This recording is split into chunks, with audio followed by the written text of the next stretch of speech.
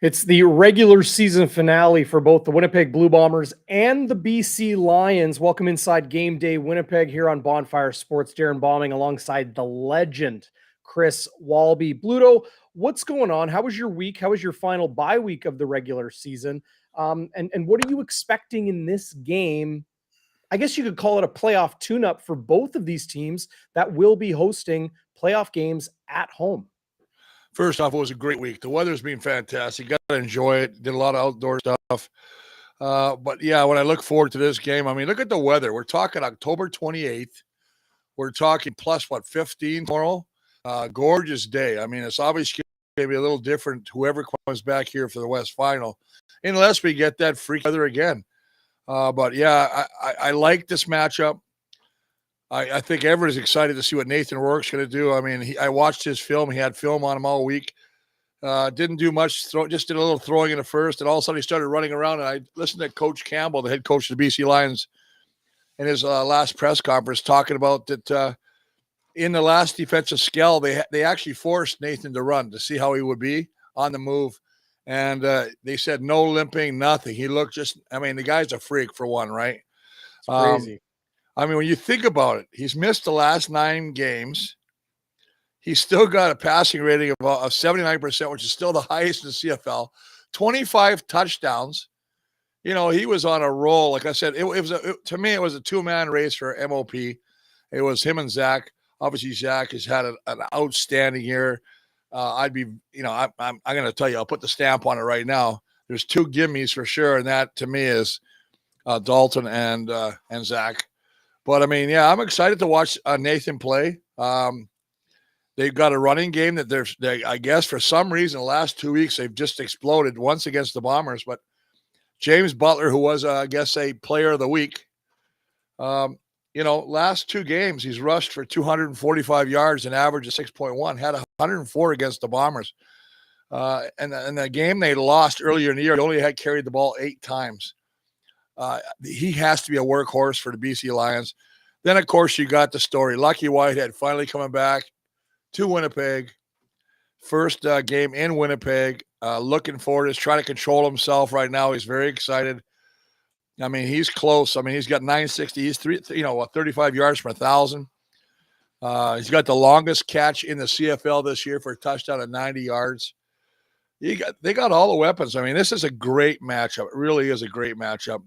As you say, a test of what's to come in the playoffs. But, of course, they've got to get past the Calgary Stampeders in the semi. But right now, this is a team that's on paper, boys, looking pretty good. Yeah. Really big thanks to everybody who's joining us live here on YouTube and Facebook and Twitter as well. If you're not on YouTube, jump over to youtube.com/bonfire sports. Join the live chat. Want to get your take on what you expect to see Friday night, how you would like the Blue Bombers to handle the workload management for a lot of their number 1 guys, including Zach Collaros. Yes, we will see Nathan Rourke start this game, Chris. And Andrea, we will get into who is in and who is out for the Blue Bombers in just a moment. Rourke is in and is expected to play 1 quarter. Yeah. How much of Zach Collaros can we expect to see on Friday? I think they're going to do the same thing they did last year. 1 quarter. I believe Zach will play 1 quarter, and then they'll put Drew Brown in there, and they're probably going to see a little Dakota Brewkop. Why not mix it up? There's no reason to keep him any longer. He's a guy he's so in tune to what he's going to do offensively. I love the fact that he talks about how he's with Buck Pierce, the offensive coordinator, and they talk about programs. And Buck Pierce, obviously, we talked about this last podcast. The fact that Buck is very open to ideas brought forth by any of his quarterbacks or receivers. And speaking of receivers, this is an all-star cast, boys. Look who's back, right? Ellingson, Wolotarski, Schoen, Bailey, O'Leary, Orange. I mean, this is crazy. There's just so much talent. And of course, they're missing the guy that I really love to watch play. He's getting a rest. I don't know if he really is banged up or they just decided to give him a rest, but in Nick Dembski not playing, maybe it's just one of those things, preventative, just to let him get a little bit more healthy for the final. But they look at who they put back in there. I mean, you got Wolotarski, who's having a career year. You got Ellingson, who hasn't played for a while, still almost happened. But he was having a career year before his 2 stints on the 6 game, right? That's crazy. I mean, and he is a guy that has got playoff pedigree all over him. You watch what he did with Ottawa. I can still remember that catch down the sidelines when they won the Grey Cup. Just a big play guy, and he plays big at big times. So it is scary. If I look at this, I look at both, even defense. The only thing that kind of jumped out at me, and when I did the depth charts this morning, DB, was Tyrell Ford at that cornerback position. That jumped out at me. I thought maybe Desmond Lawrence would stay there. He played pretty good, I thought. But, I mean, they've obviously want to take a look at this kid, Tyrell Ford. He's basically a special teamer. He's got 1 tackle to his name, but that's a big test for him and Jamal Parker on that wide side of the field. Yeah, no, I agree. I think it's a good opportunity, though. He is a rookie, and he has been on the roster all season long. Maybe a bit of a reward for him for his hard work this season, giving him his first career start. Desmond Lawrence, I think it can be beneficial to him as a new player on this Blue Bombers team, learning this system to play in a game like he did in BC a week and a half ago, and now watch from the press box or watch from the sideline and stand next to teammates and listen to the coaches, maybe be on the headset with Richie Hall calling plays, and continue that, growth and learning progression. Jamal Parker has been excellent since his move to halfback. I do expect Desmond Lawrence to start once again come the playoffs, but let's talk about these studs here, Chris. Winston Rose, and more notably, I think, in Dietrich Nichols.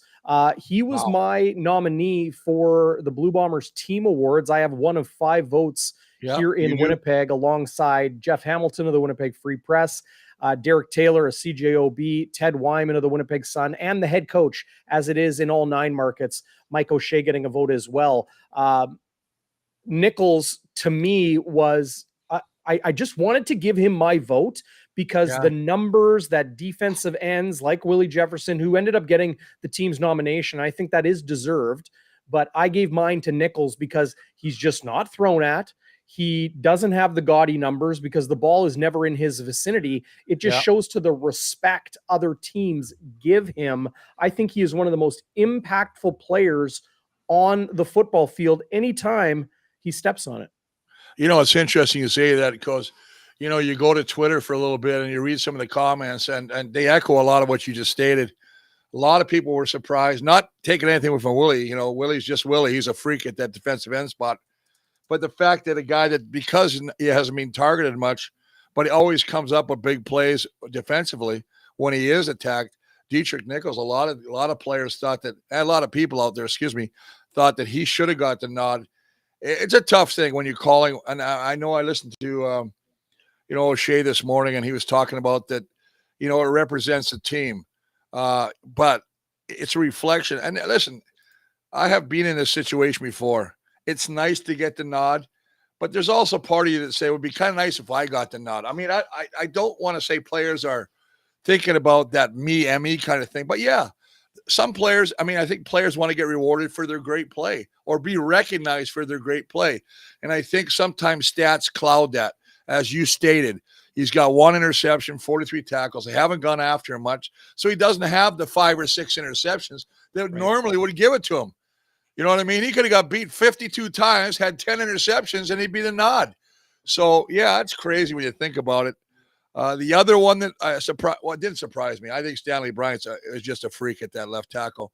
It's going to go down as one. I think it's a positive indication that Stanley Bryant is starting and playing. Same with Jamarcus Hardrick. Hardrick has been battling through something mid-body, potentially officially listed as upper body, but I think those are all positive indications that going into the playoffs, these guys are going to be sharp because they've played in a game, still get a bye week like they did last week. They will get another one next week when the Lions host the Stampeders in the West semifinal. And then November 13, all hands on deck, firing and ready to go. But I just want to finish my thought, and you were kind of going on there. I just want to say one more thing though about this thing. I look at a guy like Jamarcus Hardrick, who to me on any other team is their nominee. I'll go through right to the league. Any other team, he's going to be their nominee for most outstanding offensive lineman. When you're playing in the shadow of 66, it's tough. It's tough to, what they say, unthrone the king. And he's the king right now. Yeah. And the guy just does it day in, day out. I listened to him talk today, and he's right. He's being blessed by staying injury-free, which is huge. And, I mean, he's always in his consistency. You very rarely see him get beat. He's always there. A great run blocker. He's not a loud jump up, down the hard rock hop kind of guy, where it's all there, and I just like the Hardrick's thing, and I really just think, they're going to have a lot of all Canadians on the line anyway. They'll be recognized by the CFLPA Association and by the all Canadians of CFL. But still, it's nice when you think about a guy saying to myself, man, how do I get the king off his throne? How do I get up there, man? It's just a tough thing for him. But I want to say, hey, to Jamarcus, you had a great year, and you're still playing, and that's great. But this old line is back to almost where they were before, minus Desjardins. It's almost indicative of what they had last year. Well, and of course, Chris Kolinkowski injured last game. Talk about a great contingency plan. They have 2021 CFL PA All-Star Micah Couture able to step in and start. Liam Dobson, the Canadian and global offensive lineman Tomoya Machino will be the backups on Friday night. Pat Neufeld, Chris, I think is somebody that doesn't get enough recognition being on that star-studded offensive line. I voted Stanley Bryant my most outstanding offensive lineman on my ballot this year. Yeah. Pat Neufeld was my number 2. Really? Well, that's interesting. And you know what? Just from conversations I had with some people that maybe watch those positions better than I do. Yeah, and you know what? It's funny. If I could get an O-line film, being that I played that position, and if I could break down the film a little, more than I can just by watching a game like you and I do, I'd probably have a different perspective, or maybe I'd have a completely the same perspective right now. But I agree with you on that point. I think Pat Neufeld, game in, game out, he's just a bulldozer in there playing great football. We said this about 3 years ago that we thought he should get recognition. He started getting recognition. He was all Canadian last year. He'll be all Canadian again. I don't know if anybody can beat him out right now.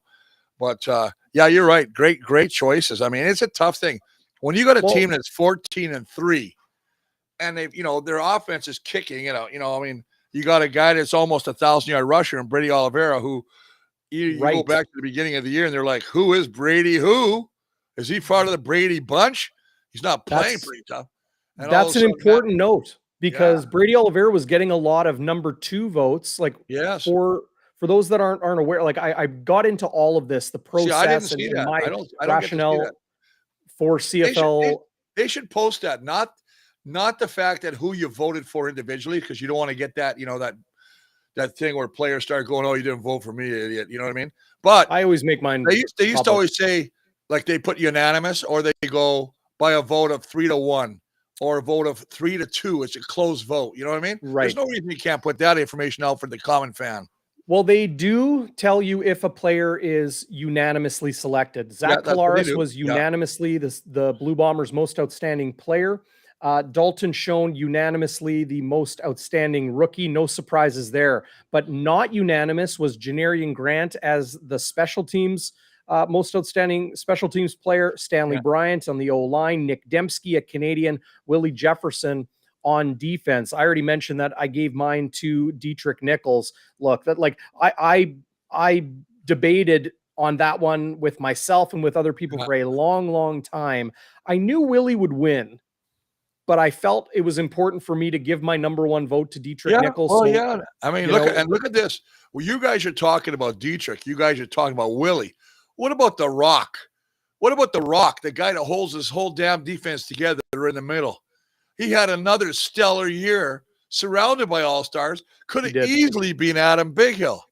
He did. Biggie just plays game in, game out. You watched the last game where they chased the ball carrier down in BC. The guy just makes things happen. He's a gamer. When it's like the game is on the line, he rises to the occasion. He's one of those guys that makes everybody around him better. And that's how star-studded this team is. When you got a Willie, and you got a Dietrich, and then you're saying, well, what about Adam? And it's funny on the depth chart, they got him listed at the outside, short side linebackers. Let's mess with the guys' heads. Yeah, okay. I'll get crazy. Let's get into that. Let's get into that a little bit. Okay. Well, first I'll say you get a first place vote and a second place vote, and that second place vote is used for a tiebreaker. But Collaros, Jefferson, Dembski, Bryant, Janarian Grant, Dalton Schoen, the Blue Bombers award winners in Winnipeg, and then those will become the nominees in the West Division onto the league from there. But we're in talking about the offensive line, Chris. Brady Oliveira, I imagine, got some votes, either first or second place for the Blue Bombers' most outstanding Canadian this season. That's a big reason because of that offensive line. Like, things didn't work out early in the year, but that offensive line needs credit there as well. You hit it on the head. If that O-line's not playing well, and you've seen some bad O-lines, look at Saskatchewan's O-line. My God, you talk about porridge. They're not good. I mean, no offense, but Brady, obviously the recipient of having great blocking in front of him and a great offensive scheme. It all comes down to the scheme and the way they run the ball, attack them, right? I mean, you saw Brady getting used to the O-line, understanding that he had to hit the hole a little quicker. You can't be a dancer. You got to get there. If it's A gap, B gap, C gap, outside, wherever, get there now. Don't wait. Brady, I think, it's interesting because Dembski is more of a big chunk guy, big play guy, very exciting guy. Right. Even though Brady's got 21 runs at 10 yards or more, which is third in the league, Dembski makes these big time plays at big times, and he's exciting to watch. He's the X Factor guy. I've always said that. Yeah, he loves playing Saskatchewan. He got 5 touchdowns against those idiots.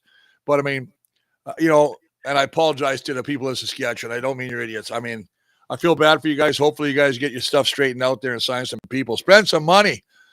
But, it's just I agree with you. Brady could have, but I think it comes down to sometimes what you've done and the amount of big plays you make on that team.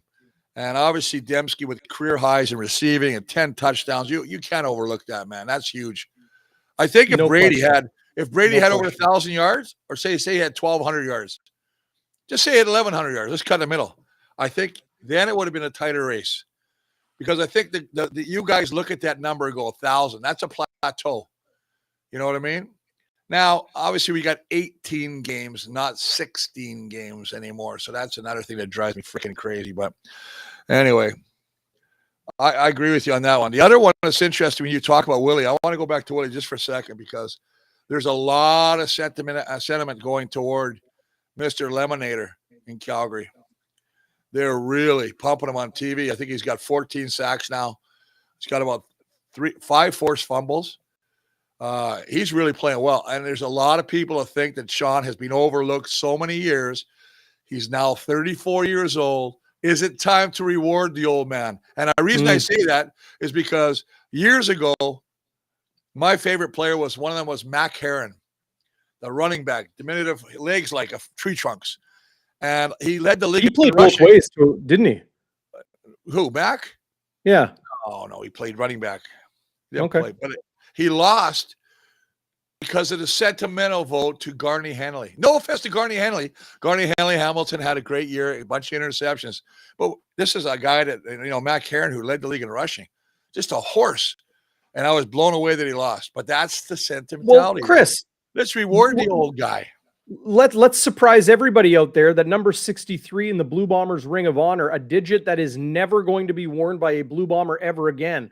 Just one of 3 or 4 that will never, ever be worn. And you only won the CFL's Most Outstanding Offensive Lineman Award 2 times. 1 time. 2 times. Oh, you won it 2 times? Yeah, thanks, man. We didn't know your stats. Up for 4. Nominated. How many times were you runner-up? 2. So you could have had 4. Both of them to the same guy. Jimmy Mills, a great player out of BC.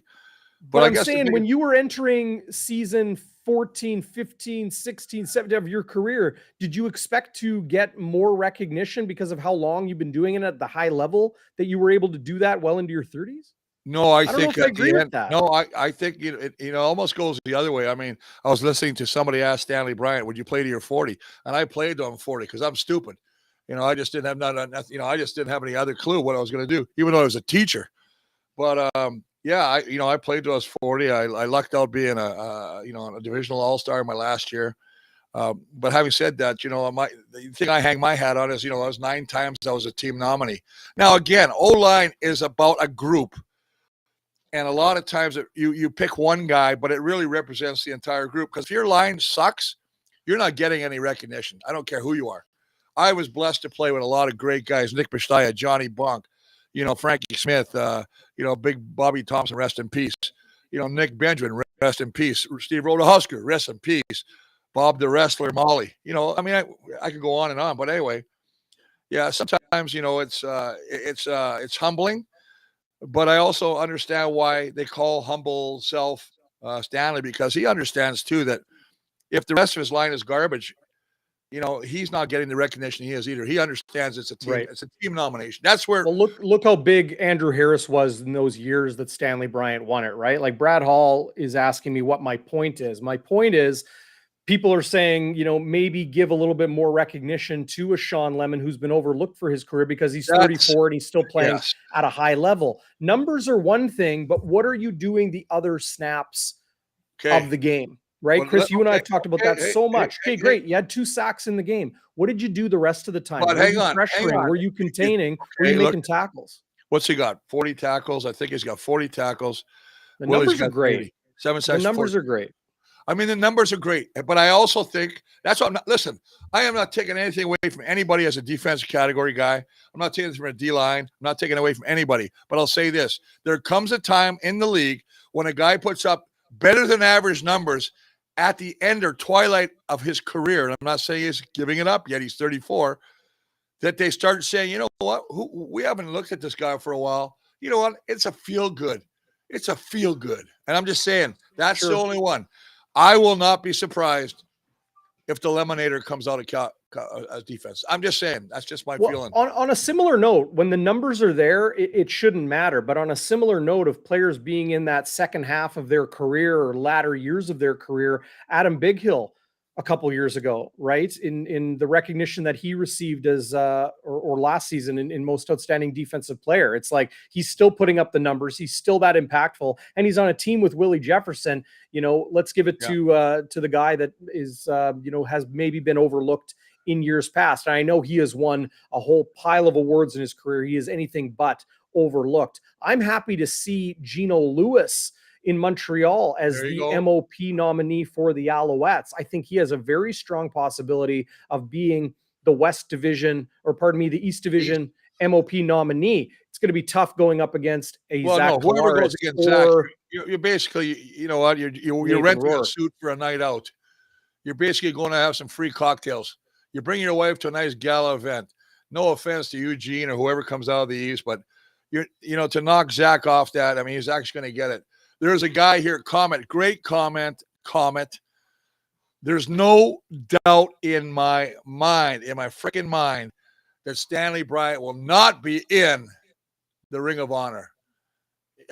He's an outstanding player, and he's going to go down as regarded as one of the best, if not the best, that ever played. And I'm saying that because I think that he is that good. He's that special. So no question. I would love if he gets in there, and I'll tell you what, if I'm around still when he does, I'll tip a few in his name. Oh, no doubt. People tip a few in Stanley Bryant's name. They're doing it today. They're doing it tomorrow in this regular season finale. Yeah, nice day. Chris, I want to ask you about something that I think has many people wondering what's going on, and that is the Blue Bombers lineup going into this regular season finale. It is Adam Bighill at weak side linebacker. It's Tyrell Ford at corner. It's Shane Gauthier at middle linebacker. It's, they're moving some guys around. Are we going to see a ton of Dalton Schoen, a ton of Brady Oliveira, a lot of Greg Ellingson or Drew Wolotarski? I'm hesitant to say that we will. I will. I think you will. Well, we'll see them. But how much of them should we see? What Winnipeg has been doing over the last 2-3 weeks has been clear as day to me. And I said it on Bonfire midweek weeks ago. They have an opportunity with nothing more to gain in the standings over the final month of the season to work contingency plans, to try out different guys in different positions. Yeah. Why is Shane Gauthier starting at middle linebacker? Because they can start him at middle linebacker, move Adam Bighill over to weak side, have Malik Clements in more of a support role and bring him in as the game goes on. They don't have to go with their ones at all. So use these games, use these opportunities to say, hey, if we lose a player, this is our contingency plan. We need these guys to step up and step in and have no performance fall off. I think that's a very smart decision the Blue Bombers have made over the last month of the season to ensure that they've got their bases covered. Listen, versatility is the key to any winning and championship team, and that's what they have here. I mean, the fact is, what they show on paper today might be totally different on the field tomorrow. Do I think it's a good move putting Shane in the middle if that's actually what they're going to do? Yeah, absolutely. Why not? Do I think Adam's going to play a lot? No, I don't. I bet you Adam, he only played half last week or last game against BC. I expect him to play more than half again. Now, you want to get guys in game because, again, he had a bye. Now you got another bye. You want to get guys still in the mindset of playing. You don't want them just to relax and, collect dust. But, I mean, I think that Adam will play a half. I expect that there's going to be a lot of changes. And even though they got Tyrell Ford at that cornerback position, you know what? If he has a little bit of trouble, they can move Alexander. They can move Jamal Parker. Right. They can put Nick Hallett. I see Noah Hallett, his brother, is playing again now. Yeah, they got just a ton of talent. I mean, this is a team that can play at anything. And Richie Hall and Jordan Younger, I think kudos to these guys. They have done a fantastic job of creating this team that can play anywhere if they get hurt or nicked up in one spot. Yeah, I think having Noah Hallett back is a bit of I'm sorry about that. I was up in Bonito for 3 days. Yes, happy belated birthday, Chris. Yeah, man, I tell you, we didn't rent a bus. A friend of ours borrowed him a 40-foot motorhome, and 6 of us went up there. I played with the Buffalo. It was crazy, man. I mean, it was just a good time. But yeah, you know what? When I came back, I said, I'm not 20 anymore. They kicked me a little bit. The boys up there kicked me a little bit. But I had a great time. God bless him. You're no worse for wear. That's Brennan Wochuk. His dad's the MLA in Swan River. Brought me a bunch of bones for the dogs, a bunch of caribou and antlers. Oh, is that right? Oh yeah, that's his dad. His dad's a great guy. So that's a nice treat for. Anyway, that's enough storytelling about the Great White North and Walby making his presence there. Well, I know you're no worse for wear because lying. When you and I jumped on the air today, I was like, what is with you wearing orange every time the Blue Bombers play the BC Lions? You did it a couple weeks ago too, and you said, no, this Transcona hat is red. It is red. I don't know why it's showing up. It's because you gave me this light, this crazy Bell and Howell light you said would light up here. Well, are you sponsored by them now? Well, I wish we should, But I mean, yeah, no, it's a Transcona national hockey team, I think, or is it nationals? I don't know. But anyway, I did a speaking engagement once there. But anyway, I just want to finish one thing that if you hear anything from a Buffalo up there, they're lying. I'm just going to tell you right now. Well, they are some big animals. My God. No kidding. I can't imagine what your career in Winnipeg would have been like if it was in the age of the smartphone. I think it would have been 2 years. It would have been 2 years because canceled. The things that we did back then, the stories that we had, the things that we, oh man, it was just crazy. Got away with? I think you got to think about this too. I mean, I think that the league has changed for the better. Back in the old days, I remember when I first started playing in '81, guys were smoking cigarettes in the locker room. Mm-hmm. I mean, I never saw that before. I thought this is crazy. The guys are taping their ankles. They come back, light up and smoke in the stall. You don't usually see that. And that even happened in the 2000s. Well, maybe not in the locker room. Well, yeah. Then, of course, there was beer all the time, right? After the game, there's always beer. Well, now they don't have beer anymore. I mean, they're really smart because you don't want to get in trouble, right? And you want to be smart. And, we're in an era right now where we don't endorse, drinking and driving and stuff like that. We want to make sure everybody's playing smart. Yep. I got a ride and sure, enjoy your bubblies, but make sure you got somebody to take a taxi and all that kind of thing. So, yeah.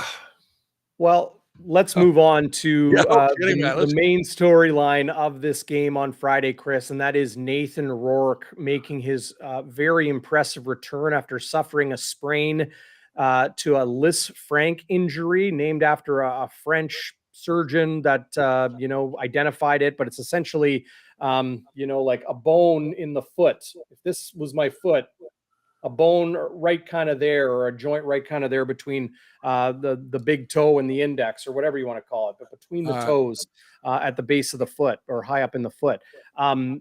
Sometimes these injuries take a year to recover from, or 8 months. For Nathan Rourke, he played week 11, and here he is playing week 21. So 2.5 months goes by. He has surgery, and it was always anticipation for him to return at some point this season. It is quicker than maybe expected, or the prognosis showed, Chris.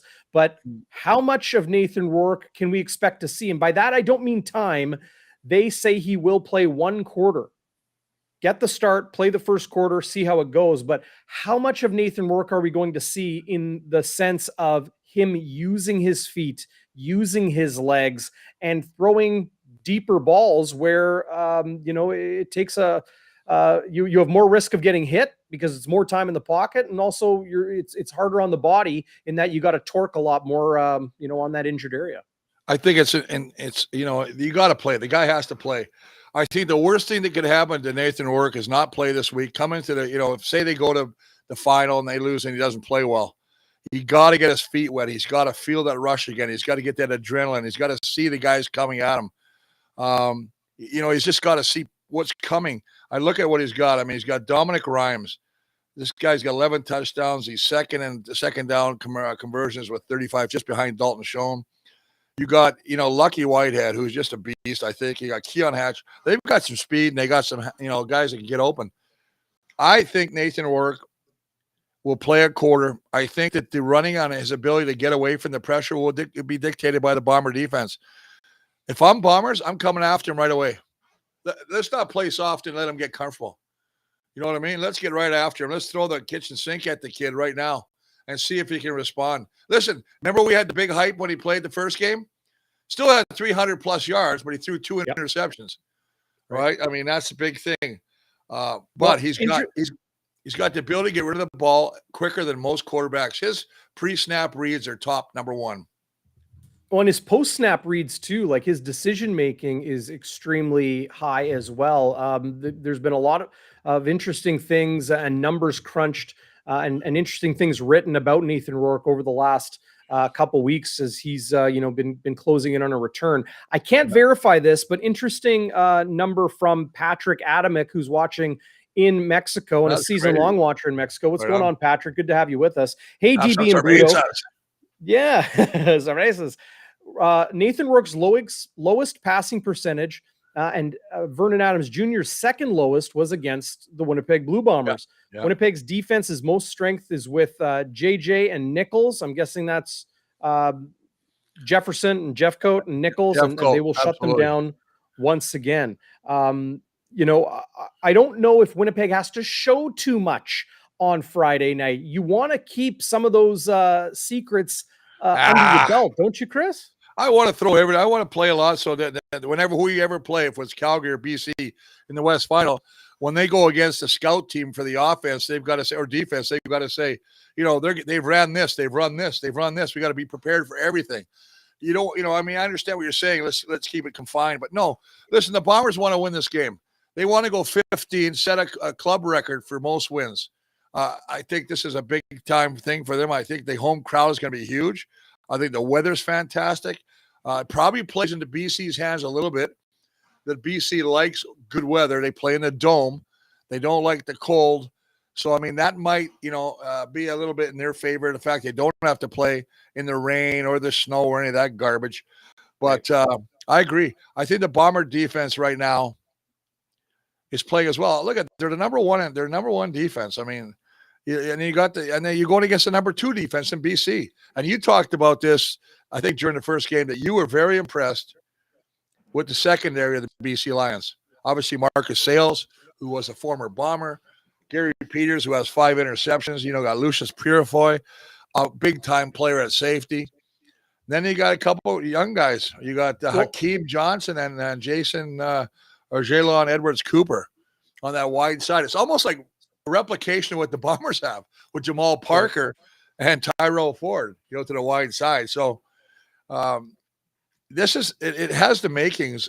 And I said this earlier about on paper, has the makings of a great game. You got 2 great receiving groups. You got 2 great quarterbacks. One who we're looking forward to seeing. One who we know is great right now and will be the MVP of the league or MOP of the league. A great defense and a team that really gets after them. BC gets after you too. I mean, they got Guacham back. Then it's interesting that David Menard, who's in TJ Lee is the one DB that you didn't mention. That's because he's on the 1-game injured list. But they said they want to get more time. And the other guy who's not in the lineup for the BC Lions, who's a Bomber killer, in Brian Burnham. Mm-hmm. I mean, he's back next week too, or he'll be back for the West semi. But I remember the last time the Bombers lost to the BC Lions was actually 3 years ago to the exact date, the 28th of October. And Brian Burnham had a big game. I think the quarterback, I can't remember what his name is. It doesn't matter anyway, but they won, so it was crazy. Commenting saying if the Blue Bombers dominate, which I don't expect, says Comet, they can shut down the starters before the end of the first half. Look, whatever's happening in the game, they'll never admit to it, but whatever happens in the game, they have a plan in place of who will play and how much they will play and where they will play, and they're going to stick with it. I have zero doubt in my mind. They will never admit to it. It's all about going 1-0, but whoever is in, Chris, starter, backup, third stringer, they're all starters to Mike O'Shea, and they're all expected to play like starters when they're on the field. So that goes into that mantra of we are out to win. It doesn't matter. But the reality is they're going to handle things how the plan is set. And that plan is set going out. Now, let's jump to one of the other facets of this wonderful game we call football. Talk a little bit of offense, talk a little defense. How about a little pressure on Mr. Mark Leggio after going 1 for 4 last week in the Dome? But if it's funny when you think you're playing in the Dome, but the Dome was open. And I guess the air pushes the ball down. I remember Bob Cameron said sometimes it's you think it's easier to play in there, but I mean, obviously he had 2 or longer kicks, 1 for 4. He's going to have a big game. We can't have go 1 for 4 again. I say they give him every opportunity to kick. If it's in this game, yards, absolutely. In this game, yeah. The other thing that I want to talk about, the Bombers cover teams have been, I'm going to say it, atrocious. Do you know that Terry Williams had 341 yards, return yards? A lot of them on missed field goals. Oh, yeah, those were record-setting days. Then the week prior, I can't remember who they played. They gave up over 200 yards return. So over 500 yards returning in special teams. That is the one eyesore that I see right now. I mean, that's the only crack in the armor. And I know they're going to do a better job because, you got guys like, Miller and you got, Nick Callett, who are the 2 big leaders, Tanner Callawander. I mean, he's 14 tackles? Cadwalder. Sorry there. Tanner. It's Tanner Gaskill Cadwallader. His name is so long they chopped it in half and just call him Tanner Cadwallader. I would call him Tad Cad. Tad Cad. There you go.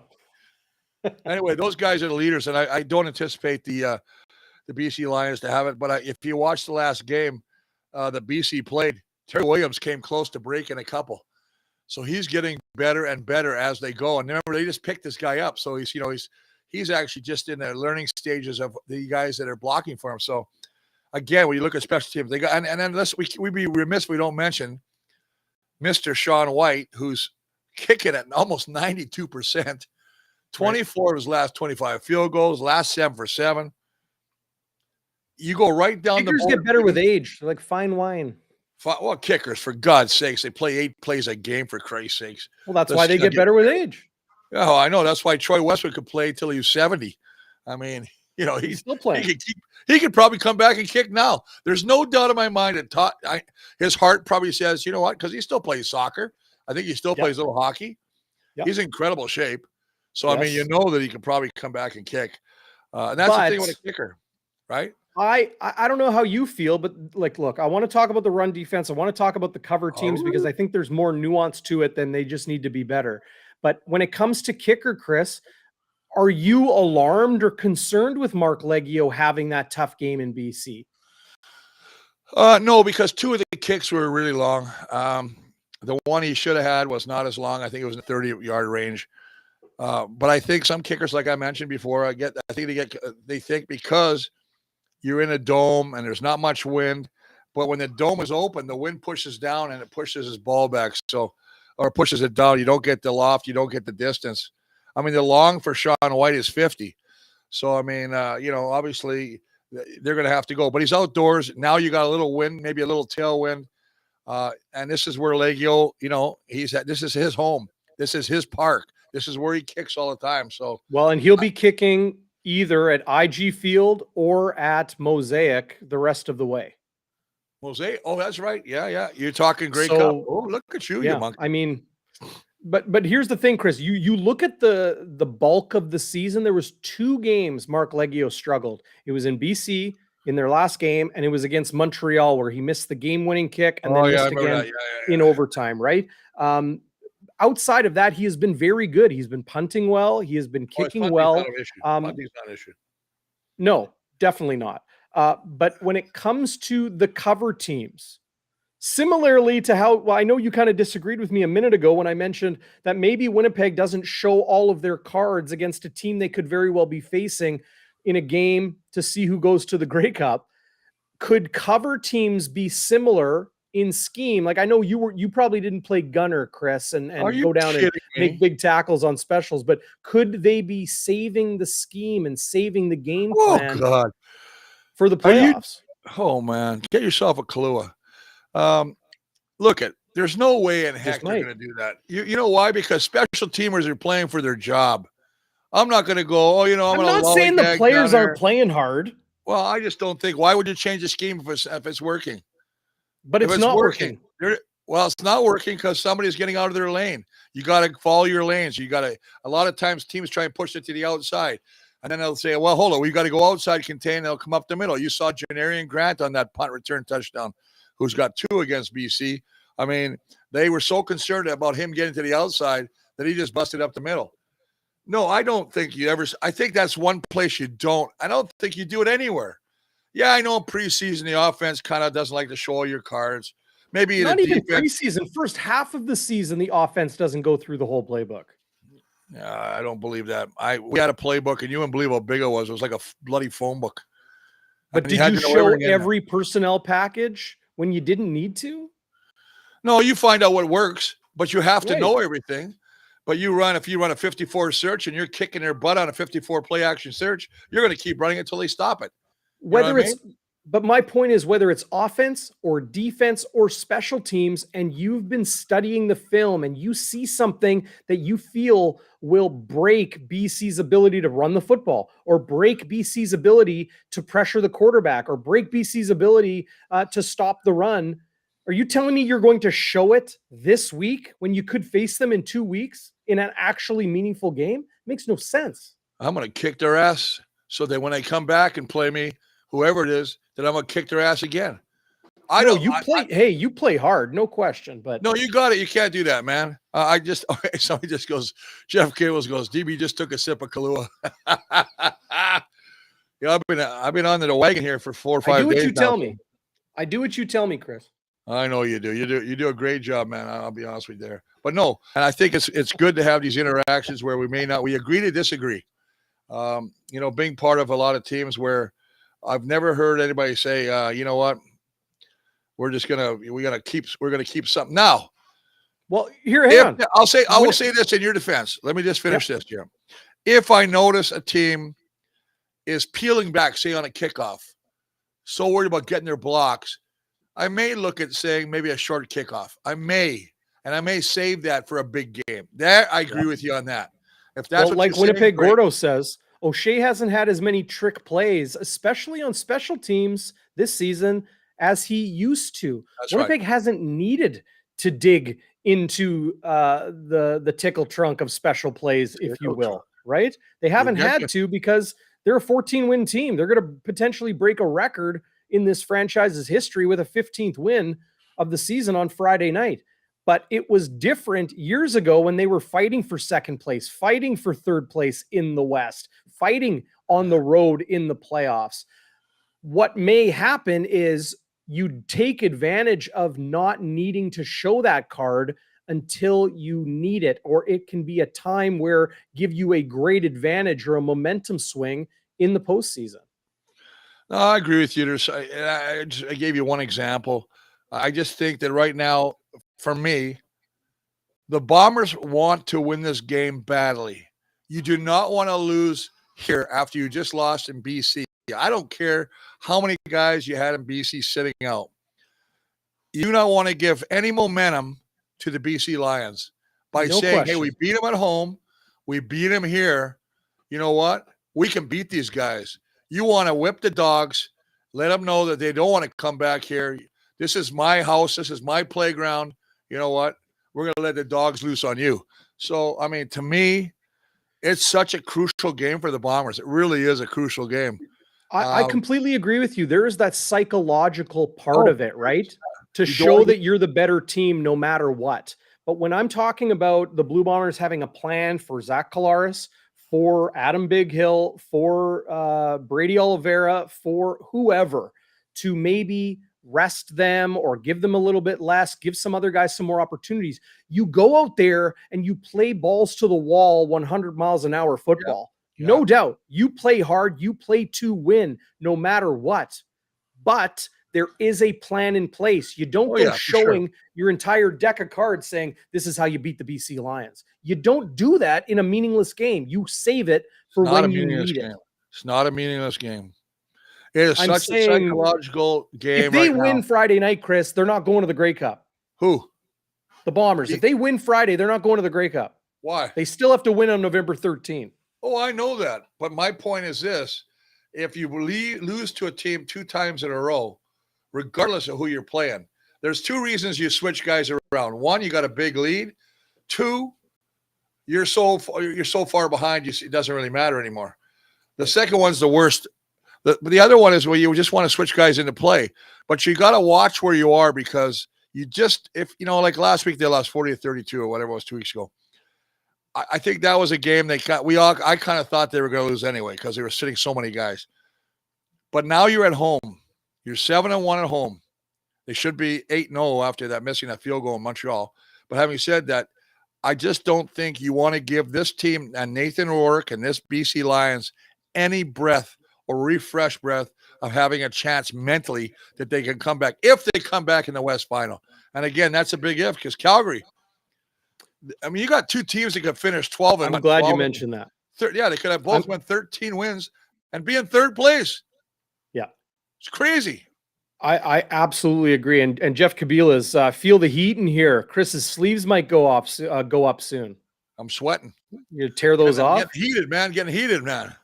I'm glad you mentioned the Calgary Stampeders because before we get into your keys to the game here on Game Day Winnipeg on Bonfire Sports, big thanks to everybody who's watching us live, or if you're watching this afterwards, or if you're catching this on the podcast, give us a thumbs up, subscribe, tell a friend, share the episode. We got great stuff going all the way through the CFL playoffs. Bonfire Sports will be at the Grey Cup no matter what in Regina this year. So give us a thumbs up, youtube.com/Bonfire Sports. Even if you're listening by podcast or on Facebook or wherever. To me, Chris, there are 2 teams that I think the CFL should be put on notice to not sleep on. And it is the Hamilton Tiger Cats in the East. Wow. And I want your opinion, the Calgary Stampeders in the West. I think Calgary can run the table and make it happen in the West. I still think Winnipeg is the better team, but don't sleep on Calgary. I expect them to go in and beat BC. Here's the thing that happens, DB. It's a crescendo. You always want to build up to that final game. You never want to blow your stack right here. You want to keep building. I looked at Calgary and the way they ran the ball last week. My God, over 200 yards. And then you talked about Hamilton. Great point. Dane Evans, who struggled so mightily in the beginning of the year, that big game where he threw the ball to White in the end zone, they got that win, a comeback win. They're playing good football. They found a running back. I think his name is Wes Hill or Wes something. Yeah, Wes Hills. Just a huge monkey. I mean, that guy's huge as a monster. He is a monster. I mean, yeah, you know what? I look at that, and then everybody's kind of thinking Toronto. Is McLeod Bethel Thompson going to take the next step to be an elite quarterback? That'll be the good point. Right. But you're right. Hamilton, can we go again? Can it be 3 in a row? Wouldn't that be something? It's like the 50s and 60s again with them meeting every year. I don't know if they will, though, because I think Toronto's got a really good defense. Montreal, I'm not sold on Montreal yet. You know what? I had a Blue Bombers player after practice this week tell me they think Montreal is the best team in the East and that they are playing good football right now. Well, you know what? And they would know better than me. I mean, I try and watch all the games and I try and go back to the highlights. Here's a hint. This player played in the East most of the year. Oh, wow. Could be a couple guys. You're talking about Alden Darby. I'm not. Oh, you're not going to tell me. I'm also not going to tell you. That's okay. It's not bad. I can guess. There's only so many guys that came from the East. But that's okay. Well, quit asking me then, okay? All right. I'll tell you this, though. Your point of Hamilton is a great point. There's a lot of teams I think that are scared about Hamilton right now. Hamilton's got a good defense. Their offense, if they can get it going, I look at the talent-wise, and I know the East is going to be a tight race up there, but the West, you said Calgary. Calgary, to me, has a great defense. They got a 1-2 pack. I know there's so much talk about Bo Levi going to Saskatchewan now. We're overshadowing the fact that Save it for February. Jake Mayer is playing well. Kadeem Carey is the elite running back in the league. Kamar Jordan's back right now. Dedrick Mills and Peyton Logan. It's not just Kadeem Carey, who is their MOP nominee. They got 3 good running backs. Oh, wow. I agree with you, man. And a fantastic special teams group led by Mark Killam, who could very well be a head coach in the CFL next year. Will it be? Well, he's a coach. Well, you got to remember one thing. Yeah, he probably could. Ottawa? But having said that, listen to this. He is a co-head coach in Calgary right now. So he's assistant head coach. He's making decent cash. Probably has a beautiful home in Calgary. You got to. A lot of people think the grass is greener on the other side of the fence. Then you go. Everybody. It's not as good as you think. No, I hear what you're saying, and that's probably why they want Mark Killam to stay, right? Yeah. Oh, I would want him to stay too. So you give him that, associate head coach or co-head coach or what have you. Speaking of that, he may want to blaze his own trail. He may want to hire his own staff. Did O'Shea sign? Has O'Shea signed an extension yet? He has not. You know he's probably going to, but he's going to get a lot of attention. This is going to be a distraction in the next 2 weeks. Can you imagine it's Grey Cup week in Regina? Mike O'Shea wins Coach of the Year again, and he doesn't have a contract as his team goes for a three-peat?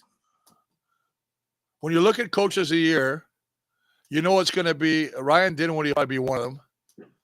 I don't think it'll be the Montreal guy. Hamilton, no. I think it'll be Winnipeg. No, look, Ottawa needs a coach. Rick Campbell. I'll say it's going to be Rick Campbell and probably O'Shea. But don't you have East-West?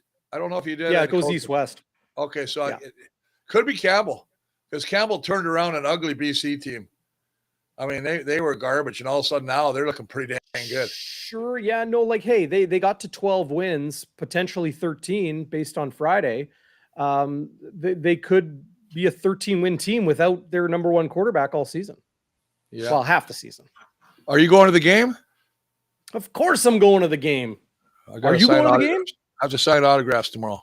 Okay. Well, I want your keys to the game. So while you're getting carpal tunnel syndrome and you're going to go on the one game for the semifinal week bye for the Blue Bombers, what are your keys? What are your keys to the game while you're signing autographs? Well, to me, I think, seriously, it's the offensive line is going to be huge. And for the offense for the Bombers, I think you've got to give Zach time. I think that BC is really going to come after him early. I know he's only going to play about a quarter.